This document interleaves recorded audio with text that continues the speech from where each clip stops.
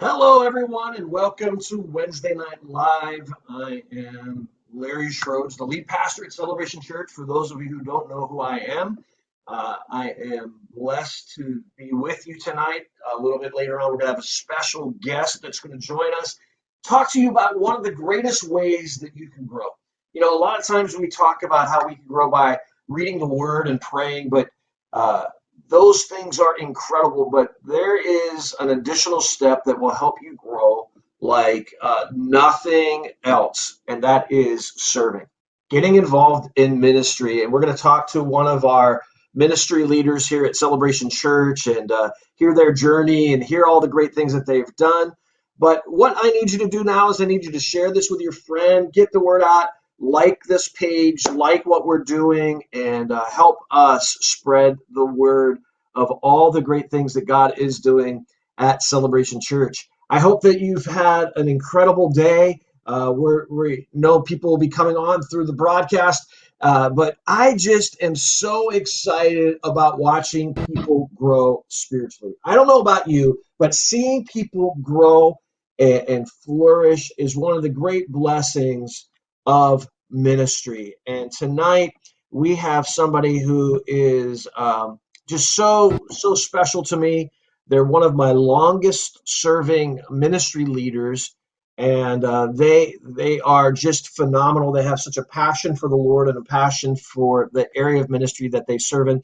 So without further ado, I'm going to welcome them onto the broadcast. So give a great Celebration Church welcome to our very own Kinsmen Director, Michelle Danielson. How are you doing tonight, Michelle?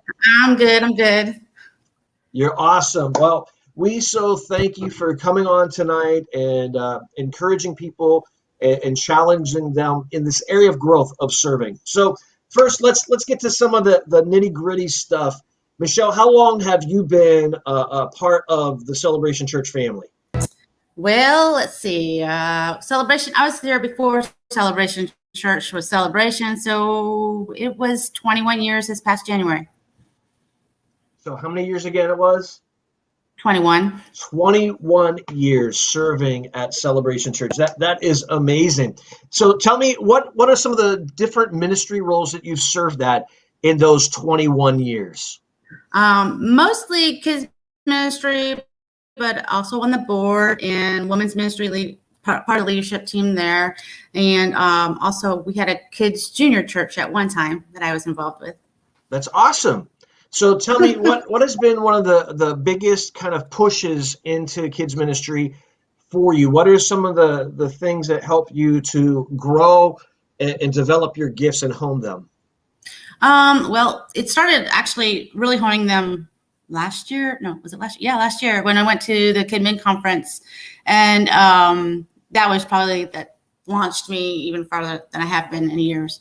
But they have a Hydrate program that I'm involved with, and you learn different skills and leadership roles through that. And I'm working on year 2 with that right now. That's awesome. So you spoke of kind of a transitional role. For those who don't know, for the last several years, you have served under our generation pastor. We've had a transition in our staff to where our kids ministry pastor has expanded.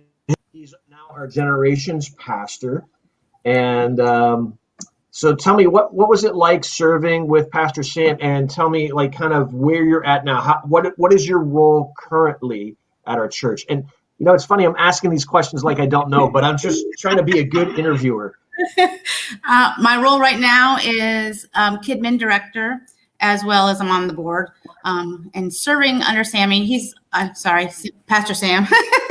I've known him as long as you have. He was here when I was here at the original start, but he's just awesome. He lets me run with whatever. I fly things by him. He's like, yeah, go ahead with it. That's fine. So, yeah. Well, both he and I have great trust in you. You know, it's awesome when you work with someone as long as we've worked together and we kind of know strengths and weaknesses and we know kind of who we can trust. And certainly you have proved yourself worthy. So in those 21 years, what is your best memory? Something that's happened in the church or just something that stands out as one of your favorite memories, or maybe you can't even narrow it down to one. Maybe there's a couple of memories that you have. I was going to say one. Okay. I have a few. I think couple of my favorites are when Marcus was dedicated, after I adopted him, and then when he was baptized, and then more recently, I think the drive-in church that we had was awesome because it got us back connected in a distant way. But then when we reconnected, you realize that you missed something more than you did. And then once we were back together, it was awesome. Yeah. I think we're having some technical difficulties. I'm not sure why. I just got a notice. So please stand by if you're not hearing this. I'm going to do, and I'll be right back. Michelle, continue talking. Okay. Thanks. So, how's everybody doing this evening? I'm continuing to talk. I don't see your comments though, so just keep talking, keep sharing comments. Tell me what your day was like. Well, I think what I just did worked. I'm on the other side of the house in the office, and I think my internet was lagging a little bit, so I opened the door and I think I got full signal. But anyhow, I'm sure you were saying some great stuff while I was away, and that's kind of dangerous to let you talk, of someone that knows me as long as they have. So I was nice. I didn't say anything bad. Well, I could go back and listen and see if you did. You could. So, so tell us about, you said the re-engagement of ministry. That's something that you remember really well. How about, was there ever like a service or something that, God really did powerfully that you said, man, that is something that really stands out? Well, maybe not necessarily at church itself, but I went to church camp for 3 years. I think it was 3 years. That was crazy at my age. But anyway, that was amazing. And I hope to get our kids back to church camp next summer for sure.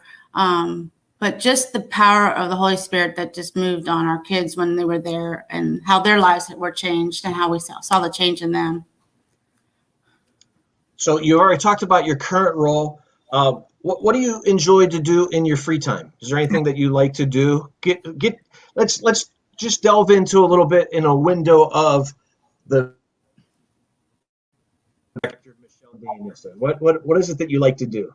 I actually like to do DIY projects. I restored my dining room table and a cedar chest.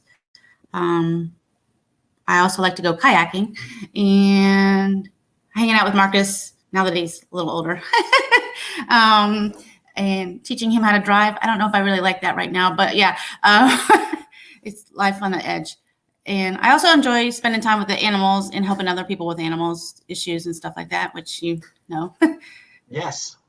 So tell us about maybe something over the 21 years, something that you had to overcome, whether it be in ministry or in life, or something that God brought you through, and he just really showed up in a big way in your life. You're going to make me cry, aren't you? Okay, great. I don't know how many people know, but I adopted Marcus when he was 4, and we went through a lot. He had a lot of anger issues after I adopted him. And it just now to see how God has changed his life and my life as well. I learned a lot through all that whole situation, and trusting him, because without him, we would have failed for sure. That's awesome. So tell us what's Marcus doing now? Well, Marcus is at work right now, but no, I don't mean like in the minute. But tell us about the update on what's going on in Marcus's life. So right now he will be entering his junior year of college at SEU. Proud mom. And his major is criminal justice. He wants to help kids that were like him, but also go into more detective type work as well. That's awesome. Yeah, he is a great guy. He's been helping me. We've been working right now in getting some of our Kidsmen ministries, our program ministry, back online. our girls ministry and Royal Rangers. Tell us, from your vantage point as our KidMin director, the importance of having gender-based ministries, the Royal Rangers and girls ministry, and how you believe that can be effective at reaching kids at a young age. Well, our girls go through different things than our boys do, and me raising a boy, I'm so thankful that we had Royal Rangers when he was younger. They just focus on different aspects of being a female and a male, and their roles in life as well as life skills. They teach them as specific for their genders. And the staff that we've put together in both of those areas. Tell me your excitement level, as someone that has to deal with overseeing those areas all together, and having a good team, not just a Sunday morning team, but Wednesday night. Tell us, maybe shout out to the incredible team that we've been able to put together on both sides of girls ministry and Royal Rangers. So we have, I've been waiting, anticipating for us to go back to Royal Rangers and girls ministries. Josie Perez is our girls ministry leader, and she's been doing so awesome with girls ministries from the time she started, probably 3 or 4 years ago now.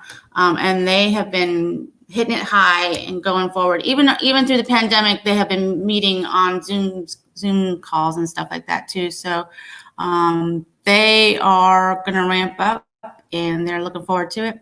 Our Royal Rangers leader is Alex Rivera, which he's been doing it for I don't know how many years. And he is awesome, and he's got a great team of men, and Miss Charlene, who's helping out as well in Royal Rangers, and they have all the stuff planned already, and they're ready to start tomorrow if they could. Yeah. So they're playing it. We've put together probably two of the strongest, over the years, and I'll just be transparent, we've had either really great Royal Rangers and weak girls ministry, or there's been seasons where the girls ministry has been super strong and weak on the other side, or those programs have been well and we struggled on Sunday morning, but to have three components of this at the level that we have now, I don't think we've had that ever before. And so I am totally stoked to have the strong leadership that we have in all three of those areas. So other questions I have. So what are you most excited about coming up? Maybe an event, a ministry, or things coming up in the near future in our kid? Well, in our near future, we are having on August 7th, we are having our back to school backpack bash, where we collect backpacks and school supplies, and it's free to the community. They come in, and we will be giving out free backpacks and school supplies to the community. Our goal is 300 to reach the community at 300 kids, and that's in a week and a half. So we're still collecting. So for those who are watching, and I know we've already had some people online who watch us every Wednesday night or on Sunday mornings that are virtual attenders, which is a new thing for us in this modern time, that we have people who attend our church who physically don't attend our church that have already supported the back to school bash. So tell us how other people can get involved. Is there still time to volunteer? What areas do you need help in? Sure. What supplies do you need? Do you need more cash, or do you need people actually to buy stuff? Do you need people to come and help you put things together? Tell us, just take a couple of minutes to say how people can get involved in this outreach. All of the above, but I'll go with more details. So we currently we have about 152 backpacks on site, which our goal is 300, so we need about 150 more. And our school supplies, notebooks, paper, pencils, markers, markers and crayons. We still need a lot of that left to bring in. But they can come out and volunteer, because we really want to serve our community as a church, not just for Sea Kids, but as a church body. We want to be able to serve our community and reach out to those around us. And this isn't the first time we've done something like this. So we know when we say we're going to have a lot of people on campus, we know that from history. We've had these events in the past, and we've been a blessing. So, we're not just saying this is something we're trying. We know that this is proven outreach. Right. We've had an outreach for our Harvest Festival, reached over 500 people. And our 2 years ago when we did the backpack, we reached over 200 kids with them coming in. And so we were able to, and we also brought kids in. They started coming to the church as well. So after that. Awesome. Yeah, we really do care about our community as well, that we don't want to be a church that's just inward focused, but we care about the community around us. So if you're watching and you don't have a church home and you're looking for somewhere to plug your kids in, know that we have some great ministries coming up. The goal is by the end of August to have our Royal Rangers and Girls Ministry back in place. We've been doing some renovations, major remodeling for our facilities. So, in addition, we have that next level of having great facilities for these ministries to meet. So they should be online. We have painted all the classrooms. We've ripped up all the old flooring, put in new flooring, put in new furniture in some of the classrooms. There's been a lot of renovations. And as you know, Michelle, your son has been helping with us, and you've been taking some of the sneak peeks. We had it closed off so people couldn't see that.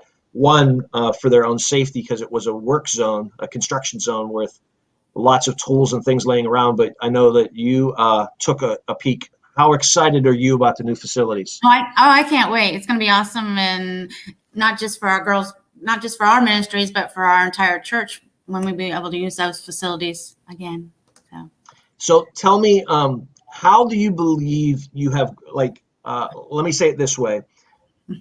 If you have not been as involved in ministry, do you think that you would have grown as much spiritually as you have? Probably not. Because when you're involved in ministry, you're teaching, you're also learning what you're teaching the kids as well. For me, anyway, I'm learning what I'm teaching the kids as well. So I have to be able to know what I'm teaching on. So I have to study even more so.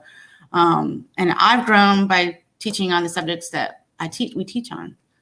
So has there ever been a time that you felt like you wanted to quit or you wanted to give up? So tell me about that experience. Well, let's see. Has there ever been a time that you've resigned from any of your ministries? I tried. I tried really hard to resign back, how many years ago now? And what was the result of that when you tried to resign? See, someone made me the head of it. So some backstory, Michelle came to me to resign from teaching a class and ended up leading a ministry. So she told me that she does not want to come and try to resign because she's afraid of what next I would put her over. But, I think the truth, though, is, and we know we kid about that and we laugh about that, Michelle, but the truth is a lot of people serve and they get frustrated, they get burned out, they feel like they're not being effective or God's not using them. And I know that the enemy lies to them and makes you feel unworthy or unable to continue in ministry. But when you press on in those times, we do have highs and lows. And I think the fruit comes after the battle, that the enemy tries to get you to quit. Right. So, and I know we could see that in your journey as well, to where you are now, I won't say positionally that there's like some hierarchy or whatever, but you were kind of like in an entry level ministry. And now you're kind of on the executive side of things that you've been able to grow and push through.